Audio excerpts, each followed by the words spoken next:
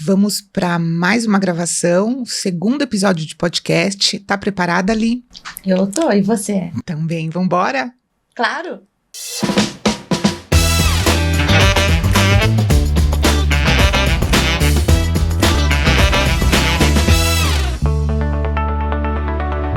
Então, hoje, quem que a gente tem aqui? Eu acho que é uma pessoa muito especial, sou suspeita para falar, né? Olha, para ser bem sincera, com todo o meu respeito a você, eu adorei do dia que eu conheci. É, né? Eu vi. Mas, de fato, ele é uma pessoa muito, muito, muito inteligente. Sempre falei isso. Nossa, eu fiquei apaixonada pelaquela palestra dele. Foi difícil. E a gente vai fazer um pupurri daquela palestra, né? Porque eu vi que a gente montou até um pouco um roteiro. E falou, não, vamos falar da aula, Tem né? que ser, né? Tem que trazer um pouquinho daquela aula pra cá. Porque as pessoas têm que ter um pouco de consciência e da importância de tudo aquilo que ele colocou. Porque as pessoas não têm noção do que é o seu corpo. Sim, sim. Então, a gente tá aqui com o Dr. Marcos Costa, que é ortopedista e médico do esporte. Tem mais de 20 anos de carreira e de atendimento, trazendo tanto esse lado cirúrgico quanto o lado clínico, né, para sua profissão, dar luz à sua profissão. E ele vai falar um pouquinho dessa história desse metabolismo, né? Então, a gente hoje entende que a construção da massa muscular, a preservação da estrutura óssea faz com que a gente tenha muita fonte de energia e também que a gente mude o perfil metabólico. Então, a gente vai explicar para vocês como que isso é importante e como isso interfere na forma como a gente lida, na forma como a gente pensa, como isso muda a vida da gente. Certo, Muda, Ma? sim, na sua rotina. Na é um rotina, detalhe, detalhezinho que você mude. É um ajuste, mas é milagroso, né? Eu esqueci alguma coisa do seu currículo? Esqueceu, mas já está ótimo. Você já introduziu tudo, tá bom demais. Obrigado pela oportunidade, pelo convite, Elisa. A recíproca é a mesma também. Gostei muito de você já no primeiro contato naquele dia. Foi um desafio grande, porque da minha especialidade, da minha área, falar sobre puérperas não é algo tão corriqueiro, não faz parte mesmo do meu dia a dia, faz mais parte do dia a dia da Karen, mas a gente tentou pensar informações que sejam relevantes para essas mães, né? Para essas futuras mães, futuras famílias, foi né? Fantástico. Eu, nesse mundo todo que eu vivo e durante tantos anos convivendo com essas puérperas, você me trouxe coisas tão novas, detalhes tão interessantes que hoje, ao cuidar delas, eu tô praticando, sabe? Olha que bom, valeu a pena. Esse Valeu. é o intuito, né? Esse é o intuito da troca de conhecimento, de informação. E a gente sempre conversa em casa, e eu tenho essa opinião, a evolução da saúde, a evolução da medicina foi sendo através da segmentação. Então, as especializações, as ultra especializações, e elas são necessárias, né? Não tem como você ter o conhecimento como um todo. Então, para você aprofundar, você vai especializando. Sim. Mas, ao mesmo tempo, a gente foi tomando um caminho onde você só entende daquilo. E você perde um pouco do contexto do geral, total, né? Do então, global. por exemplo, eu fiz ortopedia, depois artroscopia, depois só artroscopia de lesões do esporte, depois medicina. Pô, você fica com um viés muito grande e você perde um pouco a noção clínica das coisas.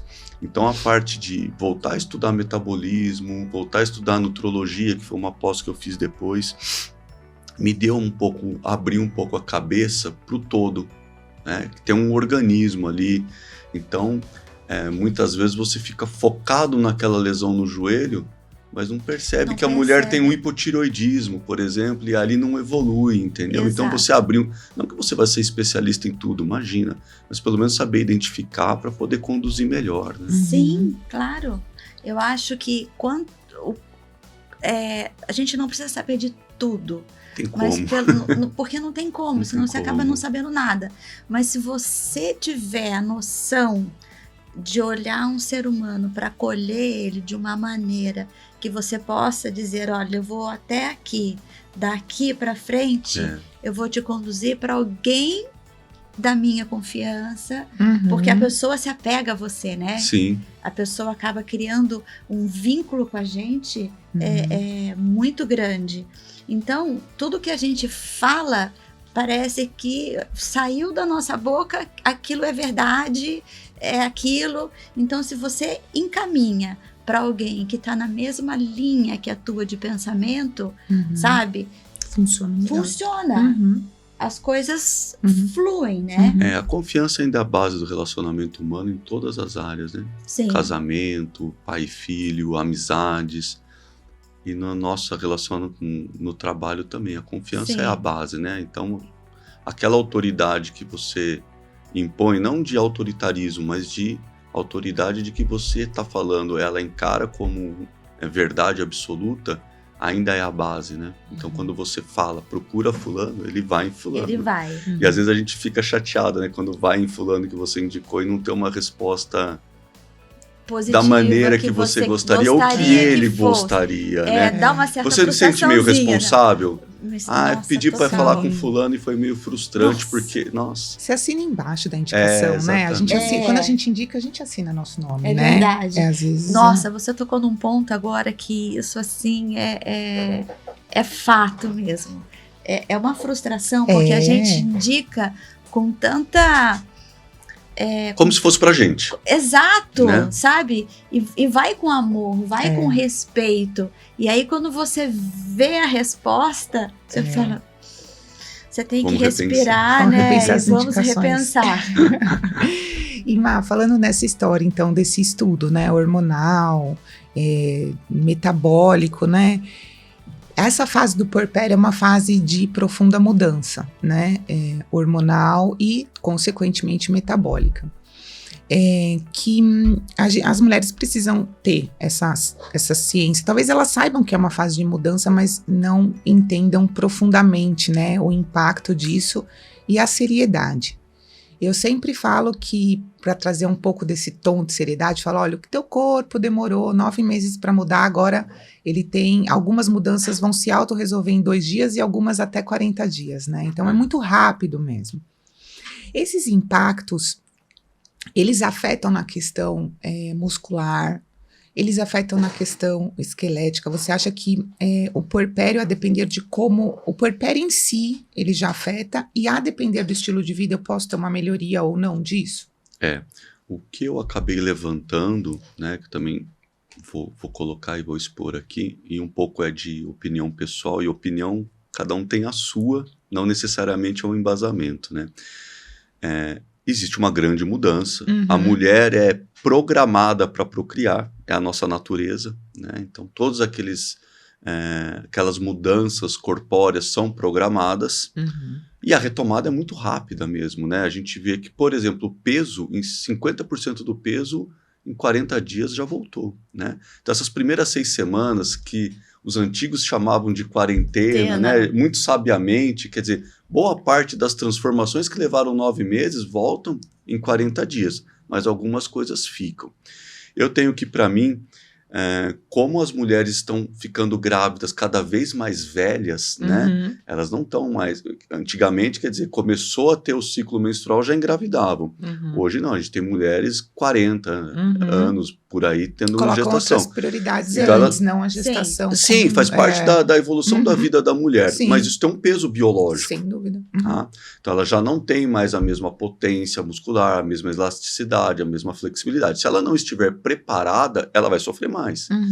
E esse processo de retomada do corpo inicial vai ser mais dificultoso e vai ser mais sofrido, né? Hoje a gente vê, que a gente mostrou aquele dia, né? Nós temos 28% das mulheres que não retomam mais o peso inicial. A média de 4,5 kg. Se você for colocando isso 2, 3 gestações, onde essa mulherada vai parar? E o fator idade, né? Metabolicamente a gente já ganha peso, né? Se a gente for manter o mesmo estilo de vida, eu sempre falo, em média, se você manter o mesmo prato de comida, mesmo que ele seja saudável, o mesmo esporte, você ganhar 1 quilo por ano, né? Não tem como. Não tem como. Então, a gente já tem que fazer mudanças, né? Fora essa história do puerpério, fazer mudanças para que a gente possa ter uma retomada e pague a conta com a saúde. Eu falo, essa idade é uma idade que a gente tem que pagar uma conta quando a gente acorda com a saúde, né? Pra gente começar o dia ali, né? Eu acho que faz parte da sua profissão, da sua área, o puerpério começa antes de engravidar. Sim. Esse preparo, né? Como que eu vou encarar a gestação? Quantos quilos eu vou ganhar? Quanto eu posso ganhar? Estou preparada. Estou preparada. Como que vai ser esse processo? Porque isso vai fazer... Essa conta vai pagar depois. Sim. Né? A gente tem, por exemplo, outro dado que é bem assustador, né? 50 e poucos % das mulheres com obesidade, 60% das mulheres com sobrepeso vão ter filhos acima do peso que vão virar adolescentes obesos e adultos obesos. É um ciclo do mal. Isso é um fato. ciclo do mal. E é um número... Eu achei assustador. Eu não tinha noção desse número, né? Assustador. Por isso que eu quis, aquele dia, dar um pouquinho assim da importância que a mãe tem na formação de uma família saudável. Sim. Eu quis pegar muito para isso. daquela família. Se a estrutura daquela família já é uma estrutura sadia, vamos colocar assim, tá? É óbvio que vai vir uma criança que vai entrar dentro dessa estrutura, certo? Uma das coisas que eu costumo até falar com as gestantes quando vão me procurar, que assim, eu falo para elas, a partir do momento que você engravidou, tá? E esse bebê nascer, esquece, você não vai ser mais a mesma pessoa. Então, não adianta mais querer fazer plástica aqui, plástica... Não vai adiantar, sabe? Porque é aqui dentro, sabe? O primeiro lugar. Que muda. E muda tudo também. Como uma mulher que acabou de engravidar, certo? Teve um parto natural, tranquilo, sadio e tudo mais. Mas ela teve uma mudança da sua estrutura óssea, não teve? Sim. Como é voltar? Volta? A parte óssea volta. Volta muito bem. Volta. E a esquelética? A parte óssea volta bem, a parte muscular tem mais dificuldade, e aí a gente tem a questão da idade, mas assim, a parte músculo-esquelética, ela é perfeitamente retornável, tá? Lógico que existem estratégias, existem maneiras de conduzir isso, mas ela é perfeitamente retornável. Existe a possibilidade, mas você vê como é difícil, mesmo num grupo com viés positivo assim, para a retomada do corpo, que aquele, não sei se você vai lembrar, tem um trabalho das militares norte-americanas, que é o Men's Fit to... alguma coisa assim, né? Eles conduziram puérperas americanas que serviam o exército. Sim. E era um N bem significativo, acho que eram 430 mulheres. Quer dizer, são mulheres jovens que fazem atividade física, porque na carreira militar... É bem puxado. Não, e você diminui muito a atividade física quando você tem patente mais alta. Mas a mulher na idade reprodutiva, então, teoricamente, ela está bem ativa. Mesmo assim, você teve uma média de ganho ponderal sem retorno de 1,2 quilos, quer dizer, e nós estamos falando de um grupo de mulheres jovens e ativas. Né? Então você vê que é difícil, mas é possível. É possível. Eu costumo falar que tem pontos estratégicos de reestudo de metabolismo na mulher, né? Então, quando menstrua, você reestuda aquele metabolismo. Quando você tá no puerpério, você reestuda o seu metabolismo. Quando você tá na transição menopausal, você reestuda o seu metabolismo. Então, esse é um ponto de reestudo. E é um reestudo interno, né? Como a Elisa falou, psicossocial, né? Externo. E fora isso, essa mudança, né, de estilo de vida que ela vai ter que ser ser adaptada a esse novo metabolismo, tem aí o bebê junto. Então, eu acho que é uma das fases mais desafiadoras da vida da mulher. A menopausa, por exemplo, ou a transição menopausal, a gente não tem muito, né, essa interferência tanto dos filhos, porque os filhos já estão grandes. Agora, o puerpério, ele tem uma certa, vamos dizer, dificuldade, até uma crueldade, porque daí tem a abstinência do sono, que a gente sabe que mexe nesse metabolismo. A gente tem a questão dos cuidados com o bebê, enfim, do estresse envolvido mesmo, né, com os medos, tudo, ou seja, é uma fase única, como a gente sempre fala, única e especial mesmo de toda mulher. Para mim não tem fase igual. E por mais que você tenha um filho, 2, 3, 4, cada puerpério vai um ser tipo. cada puerpério. Do ponto de vista hormonal, né, a gente fala que a mulher tem os macro-hits inflamatórios da vida dela, que é a menarca, a menopausa, dessas duas ela não escapa, e quantas gestações tiverem, né? Porque é uma elevação muito grande hormonal e depois ela zera. Ela zera. Por exemplo, eu não sabia, mas 100% das puérperas têm osteoporose. Não é uma osteoporose absurda, porque elas têm uma idade que tem uma massa óssea, uma reserva relativamente boa, mas tem osteoporose, porque o estradiol, enquanto estiver amamentando, está baixo, zerado, né? Está muito baixo. Então, você não tem aquele ciclo, você mais desfaz a massa óssea, né? Você tem mais consumo do que reposição. O estradiol protege, né? Da clasia óssea. Então, todas as mulheres no puerpério têm osteoporose. E tem algum exercício que você acha que seria interessante ela começar? Assim, para a questão lombar, para musculatura posterior, né? Sim. Enfim, agachamentos. Que ela possa realmente fazer de uma forma adequada, de uma forma de qualidade nesse período. A gente orienta a fazer já na gestação. Sim, né? sim. Sim. A gente sempre fala que trabalhar primeiramente o core, né, e as estruturas pélvicas, então aqueles exercícios de Kegel, não sei se vocês já viram, tem na internet, são exercícios muito fáceis que você faz em casa com contração voluntária de isometria. Ali você já começa a ter um arranjo melhor do assoalho pélvico. Certo. Porque ali distende muito, a bacia realmente abre, toda aquela musculatura fica com uma frouxidão muito grande. Tá? Depois é o core. Quer dizer, que, para quem não sabe, é a parte abdominal. Eu incluo eu falo, definição é essa mesmo, tá? Mas eu incluo para os pacientes glúteo, ilho, psoas. Porque é aquela coisa do levantar. Quer dizer, você contrai, mas tem autonomia para levantar sozinha. Pode ver que, principalmente cesárea, elas têm dificuldade de levantar sozinha. Né? Então, o trabalho de glúteo, core, que é a musculatura abdominal, e a gente trabalha muito o core com isometria. Então, aqueles trabalhos de ponte, onde a paciente fica, pessoa, né, não é necessariamente paciente, fica deitado com o apoio dos braços, aí você tem com instável, né, então você põe aquela meia bola ou na bola de pilates mesmo, então você vai trabalhando ali.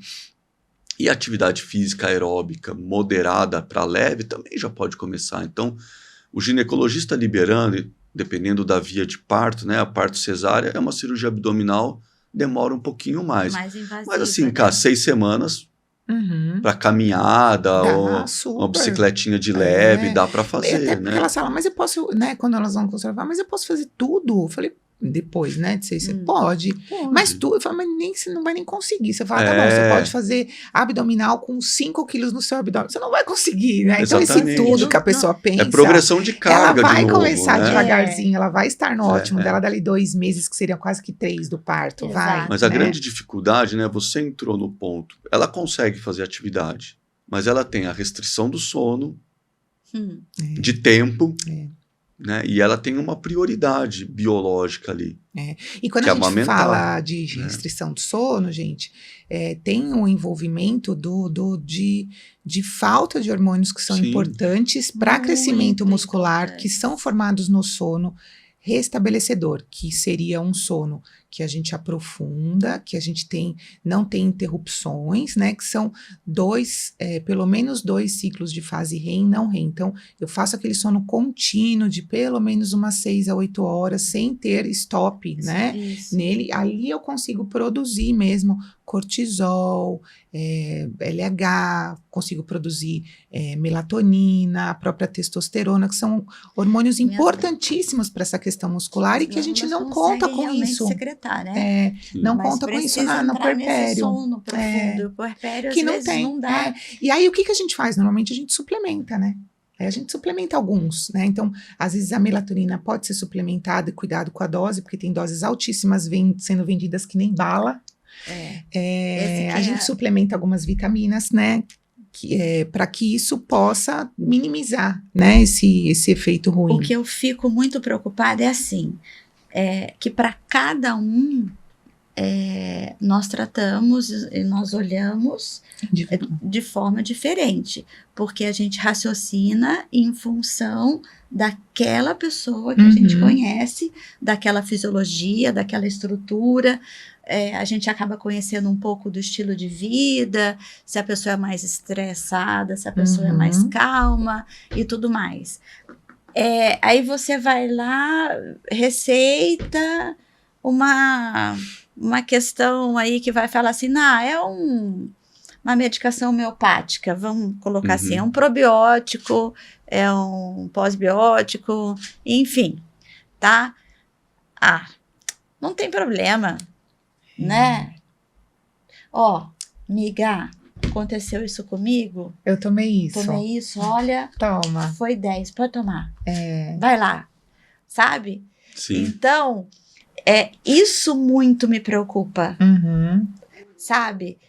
Esse passa 3 vezes, e fica, sabe? Isso daí muito me preocupa, porque assim, eu acho que quebra todo aquele respeito que a gente está tendo com aquela pessoa, porque a gente estuda cada um que vem, sabe? Para realmente elaborar alguma coisa eficiente, boa e quebra. E as pessoas simplificam mesmo, não façam isso, né? Então, por exemplo, às vezes eu falo, vamos para a Nutri.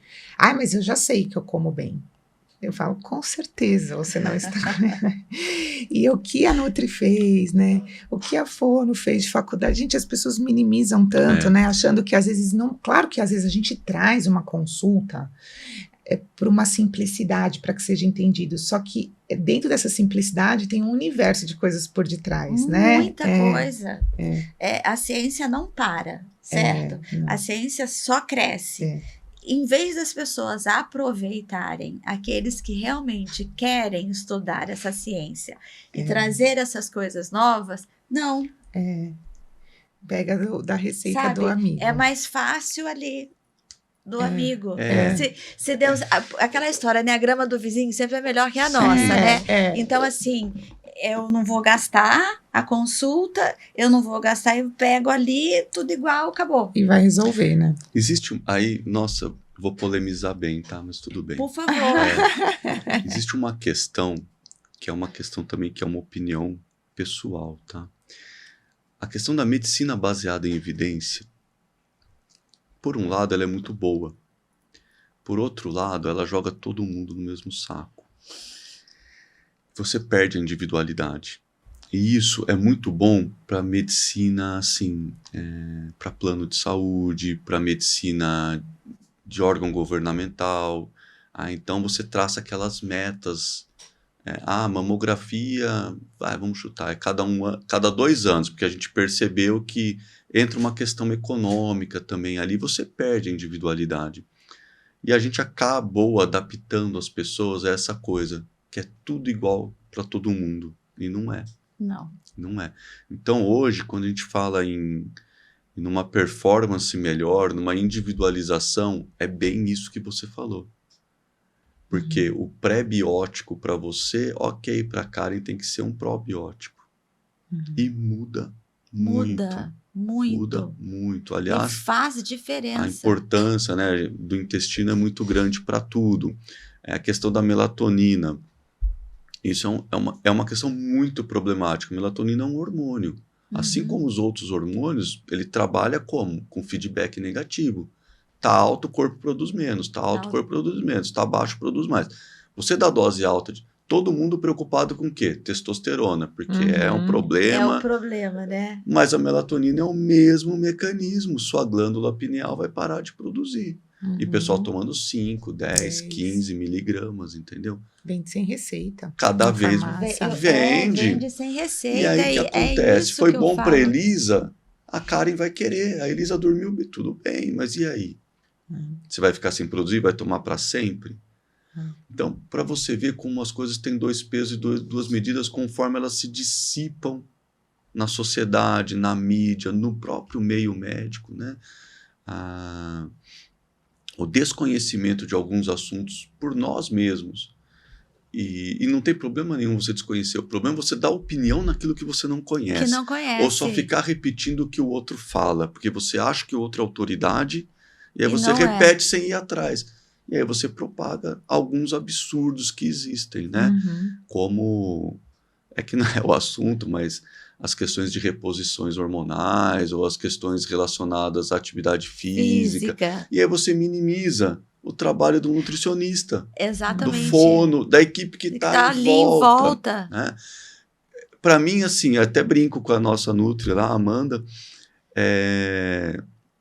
todos os pacientes que vão com ela, nossa, mas eu vou comer tudo isso realmente? Porque a hora que você começa a comer comida de verdade, contada e calculada, é o suficiente para satisfazer, não é para passar fome. O termo dieta é um termo pejorativo, né?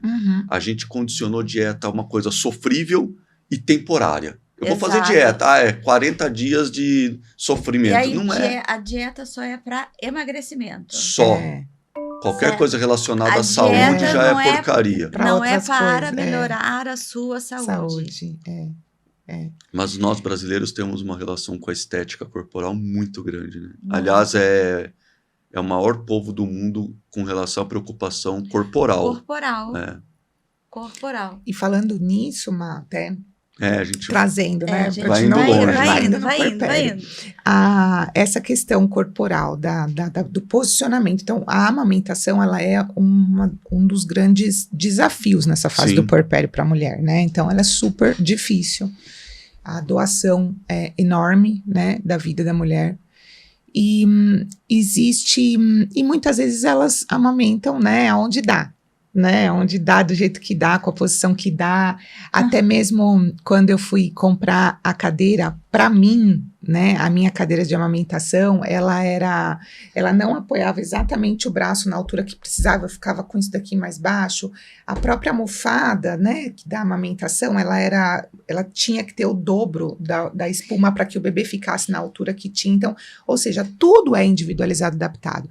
Essas pequenas correções fazem toda a diferença, a gente sabe. Como que a gente pode orientar de uma forma rápida, assim, o que a mulher tem que prestar atenção? A questão do ombro. Você lembra que a gente fez 2 infiltrações em mim de tensão? Porque eu tensionava, todo errado aqui, ele fez 2 infiltrações, porque eu tava com uma dor que nada passava, né? Você tá falando aí de uma almofada e tudo mais, eu brinco que todo mundo fala almofada da amamentação, né?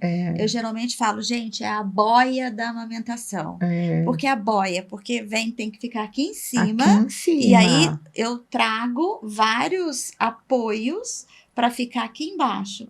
E a primeira coisa que eu faço com essa mulher é para que ela sente lá atrás, certo? E a hora que ela acomoda, eu falo, gente, não sai chuchando um travesseiro aí, não. Coloca só para apoiar, para que ela apoie. Aí a hora que eu estico ela aqui assim, e que eu começo a trabalhar aquela musculatura assim, elas fazem assim, ó. O choro vem na hora. É impressionante. Impressionante. Só o fato de eu colocar no lugar. E elas falam, mas eu não preciso... Não. Lembre-se que amamentar, tá? É prazeroso. Não é sentir dor. Sabe? Então já começa aí, nessa posição. E elas criam umas posições assim, e depois viram um vício. São vícios posturais, né? Sabe? E depois vai virar, sabe? Gente, ergonomia é tudo, né? Uma pergunta. No trabalho, no esporte, na amamentação, ergonomia é tudo, tá? Então, eu costumo, assim, são as mesmas orientações, né? Se você reparar, quando você sentar, seu joelho tem que estar um pouquinho acima do nível do quadril. Isso automaticamente te traz um relaxamento da musculatura lombar, tá? Pode fazer o teste. Senta numa cadeira um pouco mais alto, põe a mão, você está mais tenso.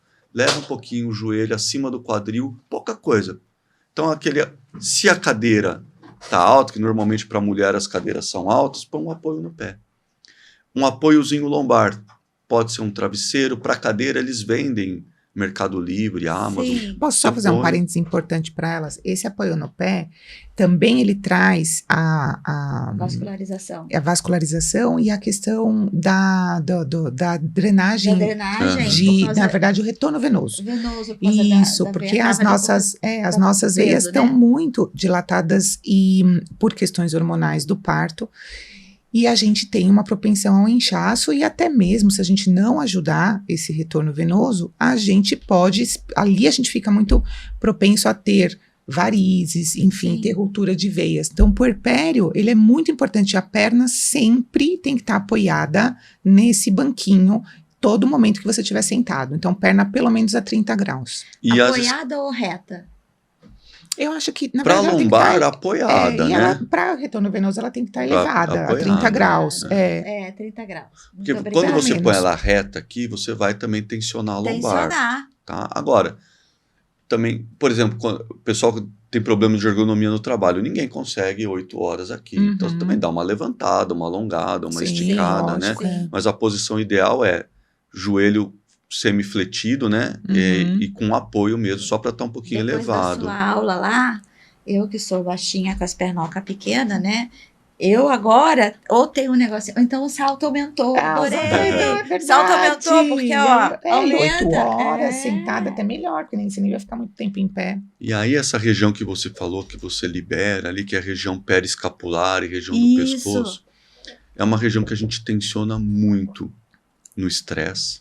É uma fase estressante.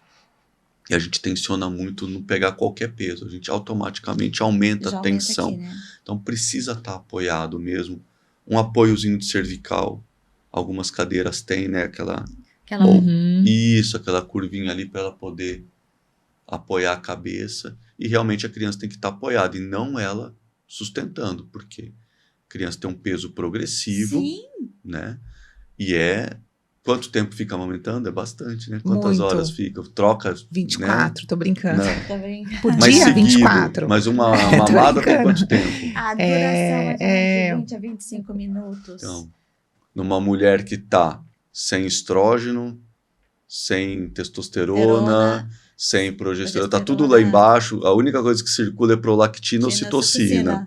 Tá? Que acho que, se eu não me engano, deve ser o único hormônio que trabalha em feedback positivo, né? Quanto mais aumenta, mais produz, né? O resto é tudo autocontrole negativo. E a dopamina e serotonina também, então, né? Questões baixas e aí vem a história do blues, puerperal e então, do é uma depressão. Fase realmente Hormonalmente desafiadora e existe uma questão física.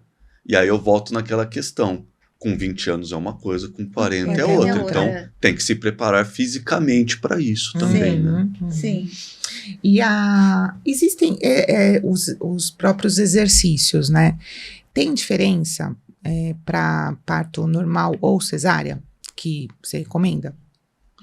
O parto cesárea é uma cirurgia abdominal, então a gente tem as restrições de uma cirurgia abdominal e a gente acaba respeitando muito o que o cirurgião determina. Então, normalmente você demora um pouquinho mais para as atividades de força, principalmente as atividades que você aumenta a pressão intraabdominal, né?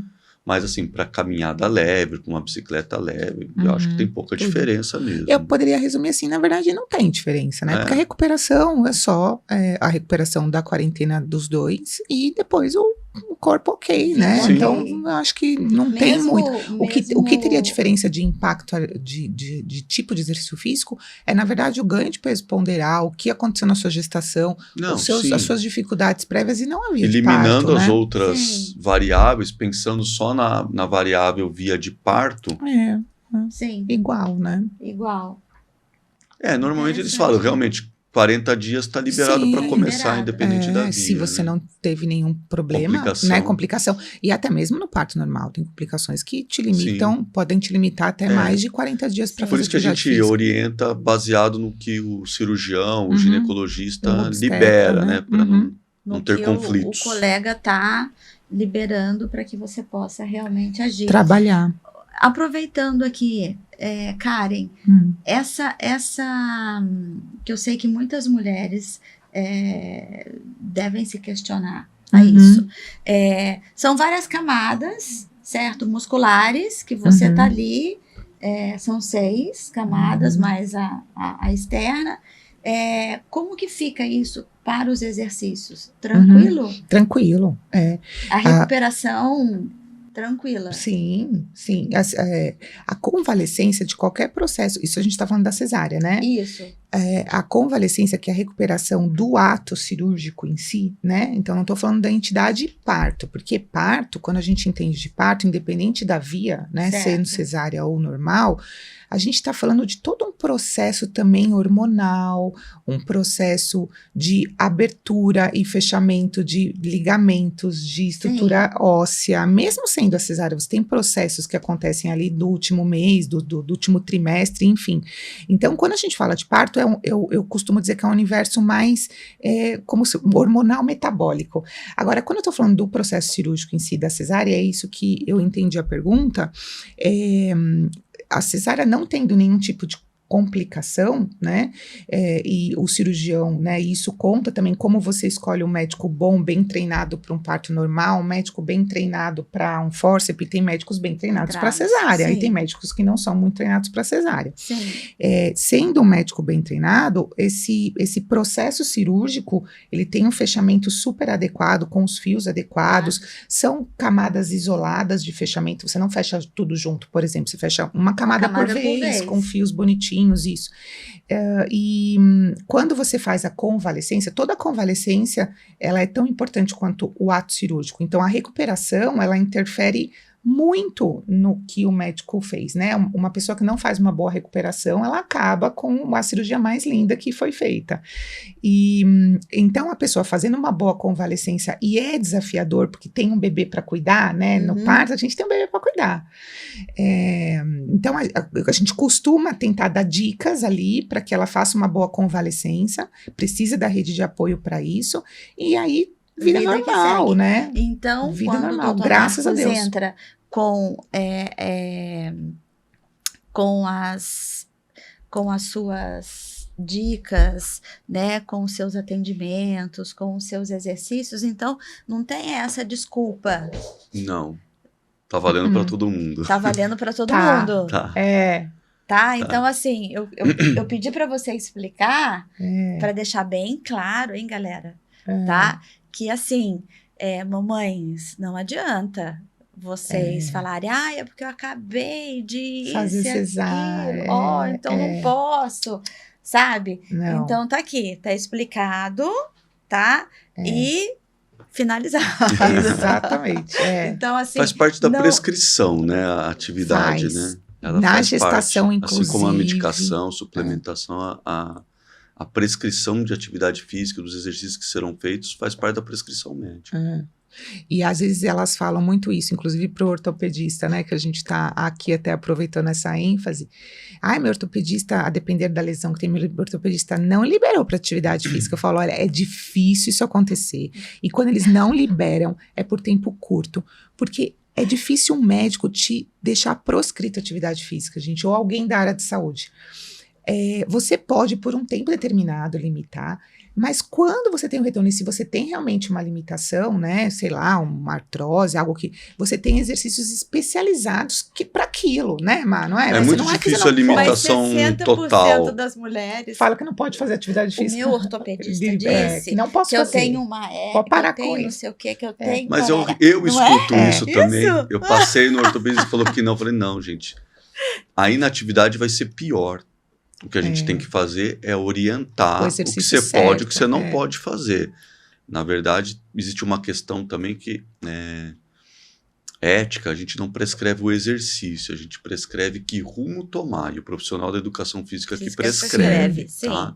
Que a gente vai ter um podcast sobre isso logo mais. Aí é muito frente. legal quando a gente tem uma equipe coesa e sem vaidades, né? Porque não fica aquilo, mas o médico falou o que fazer. É muito chato isso, entendeu? Vamos deixar a produção, essa frase. Ter uma equipe coesa e sem vaidade faz parte do sucesso. Muito obrigada, né? Viu, né, produção? Vamos deixar essa frase, as 20 pessoas aí da produção. Mas existe, né, isso entre as classes. Não tem, infelizmente. Eu contei 22. Eu esqueci de 2. Porque todo mundo tem que falar. Eu acho que quando a gente trabalha, eu acho que nós falamos isso no outro podcast. Quando a gente trabalha, que nem nesse momento que a gente tá aí, eu vejo muito isso na Elisa, a gente não tá preocupado com a gente, né? A gente tá preocupado com aquela pessoa, a gente tá preocupado com quem tá falando ali, se ela tá entendendo o que a gente tá querendo falar, a gente tá preocupado com a pessoa que tá ali. Então, essa história de ter vaidade, de porque eu sou, porque eu falei, porque eu preciso ser o mais importante, porque me cansa um pouco nessa altura do campeonato da profissão. Nem aí pra isso. Mas precisa todo mundo falar a mesma língua também, né? Se você não dá pra ter peça pessoas profissionais de áreas diferentes que têm metodologias ou pensamentos diferentes, aí você vai ter conflito. Não vai. Então, precisa ter uma equipe coesa. Né? Então, por exemplo, quando vai para você, o paciente meu, você já olhou o diagnóstico, você já sabe o que fazer. Né? E não precisa ficar prescrevendo o que fazer.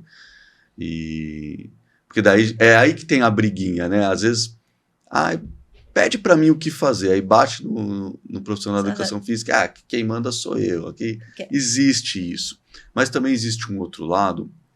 E aí eu vou defender o profissional da educação física, ele fica muito refém de não deixar ter dor. Então o que acontece? Ele está ali para ter um cliente. Sim. O médico fala, você teve dor porque fez o exercício errado, ele perde o cliente. Então quando você vai na academia, você procura o profissional para montar uma ficha de treinamento, e você fala, eu tenho artrose no joelho, eu tenho uma lesão de menisco, eu tenho uma tendinite no ombro. Ele já vai ser ele tende a ser super conservador na prescrição dos exercícios, porque tudo que ele não quer que você reclame de dor ou que você reclame que piorou. A gente pega o Gustavo de jeito no podcast do Gustavo, desde que a gente vai fazer Não, eu acho que é uma coisa defensiva. Eu não vou esquecer. Porque qual que é o medo dele? A pessoa não voltar mais, bater no médico, o médico, foi por causa do exercício que você fez errado. Por isso que a importância de estar todo mundo na mesma língua. Não, você vai voltar nele e vai fazer. Doeu, mas não é por conta disso. Não tenha medo da dor. Ou então você vai evitar exercício, ou você pega o telefone e liga pro cara, ou o cara te liga, entendeu? WhatsApp, E eu costumo falar assim, claro isso, gente, pelo amor de Deus, são profissionais capacitados, mas não existe transformação sem dor. Isso eu tô falando até de questões psíquicas, mentais, e tô falando também do corpo. Não existe transformação sem dor. Para tudo nessa vida, né? Então, o músculo também não deixa. Imagina, você não sente nada, você acha que você vai mudar alguma coisa? Né? Mesmo que você faça atividade aeróbica, que nem seja musculação, você vai cansar, sentir dor, sentir taquicardia, sentir vontade de vomitar. Você sai morta do lugar, você não consegue nem andar. Aliás, se não tiver intensidade, não é efetivo. Você só perdeu tempo. A atividade, tudo bem, no começo, adaptação, mas depois tem que ser intenso. Ele pode ser intenso de várias maneiras, mas tem que ser intenso. Tem que sair cansado, tem que sair que valeu a pena. Senão. E a gente vê muito na academia, né? A pessoa tá ali perdendo tempo só. E aí eu vou levantar, então, pra gente... Acho que a gente tá quase lá. A gente levantar uma bola pra gente pensar. Assim, os três. Bora. Da hora, surpresinha. Acho bom. Se a gente pudesse dar 3 dicas, assim, dentro da sua área, né, voltada para a mulher no puerpério, dentro da minha área, com a visão ginecológica, com a visão da fono, com a visão do ortopedista, e a gente até pode colocar para os outros profissionais, se a gente pudesse dar 3 dicas para a mulher nessa fase, que vocês... eu pensei isso agora, nem eu sei minhas 3 dicas, tá? Enquanto vocês vão respondendo, eu vou pensando também. Essa é a cara, né? Saia justa. Saia justa. O que vocês diriam, assim, que vocês poderiam dizer de... Isso vale para tudo, tá? Assim, da tua prática clínica, se você pudesse dar 3 dicas e... Vamos começar pelos homens? Eles pensam mais rápido. Vai, Má. Vai. Bom, minha primeira dica seria cuidar do quanto ganha de peso durante a gestação. Então, para mim, o puerpério realmente começa antes. Praticar a atividade física durante a gestação. Isso vai fazer diferença tanto na sua condição física para o parto, né? E vai fazer diferença lá na frente. E procure profissionais da área da saúde para te ajudar no puerpério. E se prepare para ter uma equipe realmente de apoio, gente que possa te apoiar para otimizar seu tempo. Então, o tempo é muito escasso. O tempo que ela tem que descansar. Então, o tempo que não está descansando e não está precisando cuidar do bebê, que monte treinamentos, que realmente otimize o tempo. Eu tinha falado isso lá na aula, né? Falou. Qual que é a minha sugestão para a puérpera? Não quer dizer que esse treino é melhor ou pior, mas a gente tem que ter uma otimização de tempo. Então, acho que treinos de curta duração e alta intensidade é o caminho para quem tem pouco tempo. Traduzindo isso, assim, vai para academia ou para um lugar e você fica uns 20 minutos, é um tempo ok? Eu acho que, por exemplo, para atividade, né? fazer o HIIT, né, que é o intervalado de alta intensidade, quer dizer, você vai ter um gasto calórico em 15, 20 minutos equivalente a uma corrida de 60 minutos, né? E os treinos funcionais, que são treinos que você trabalha a parte de resistência, trabalha a parte de força, mas você consegue fazer num intervalo mais curto do que a musculação, onde você tem que respeitar o descanso. Principalmente o treino de hipertrofia, onde o repouso entre as séries é de 2 minutos para cima. Aí você acaba gastando um tempo muito grande. O tempo é ouro para a mulher no puerpério. Então, procure um profissional de educação física que tenha essa visão, que te traga resultado com treinos curtos e de alta intensidade. Acho que é isso. Sim. Li, você? Ela quer mais tempo. Não, eu posso falar. Eu tô sendo gentil, porque vocês estão dando as dicas boas, eu vou ficar com as dicas difíceis. Talvez você já falou uma que eu daria. Faz o seguinte, você falou uma, falou outra. Tá bom, vamos. Eu falaria assim. Vou dividir com você. E vou trazer um pouco do meu puerpério também, né? Eu acho que somos humanos, né? E a gente, por mais que a gente trabalhe, está sendo profissional, a gente traz muito. Eu acho que a primeira dica que eu daria é não ter medo, de uma forma geral, né? A gente tem medo de cuidar com o bebê, a gente tem medo de ir pra atividade física porque tá doendo, a gente tem medo de... Não tenha medo, não tenha medo. Acho que essa é a primeira grande dica que eu daria do puerpério. Bom, a minha primeira dica para o puerpério é para que essa família esteja muito bem unida, muito bem resolvida daquilo que eles querem fazer. Sabe? Se o marido quer sair agora, tá na hora de ir pro treino dele, sair pro trabalho, quem vem aqui para me ajudar, tomar conta. Então, que fique muito bem conversado, alinhado, para que na hora do pega pra capar ali, do vamos ver, a coisa não crie mais um problema, mais um estresse, para que realmente a gente libere essa ocitocina mesmo. E que sejamos fiéis nesses pactos nesses também, pactos, né? Sim. Vezes, então, que haja essa combinação do casal, sabe? E que não permita que ninguém interfira em cima daquilo que os dois decidiram para aquele momento dos dois e para aquele filho que veio. A minha segunda dica é uma dica desafiadora, que é dormir, né? Então, quando a gente fala de metabolismo, é essencial a limpeza do corpo, a oxidação, a antioxidação, ela acontece no sono. Então, só que é desafiador mesmo, né? Então, a gente tentar reestruturar o melhor possível para que você possa ter o número maior de horas possíveis dormindo, né? Então, às vezes, eu consigo 4 horas, legal, já estamos felizes, né? Eu consigo 5 horas, puxa, legal. Como a gente vai fazer isso? Cada família é uma, cada mulher é uma, cada bebê é um, mas tente colocar isso como uma prioridade dentro da sua individualidade e da sua rede de apoio. Sim. Bom, eu vou pegar o gancho da Karen, tá? Nós temos aí sobre o aleitamento materno exclusivo, livre demanda e tudo mais.